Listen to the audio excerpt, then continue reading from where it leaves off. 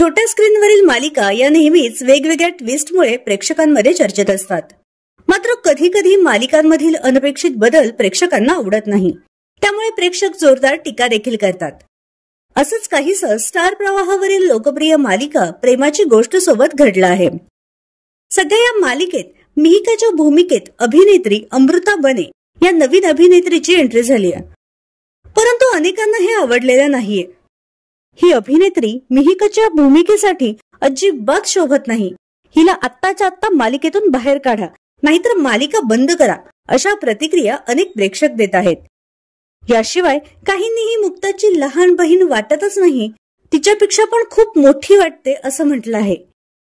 एकंदरीतच अभिनेत्री अमृता बने ही मिहिकाच्या भूमिकेसाठी योग्य नाही असं प्रेक्षकांचं म्हणणं आहे.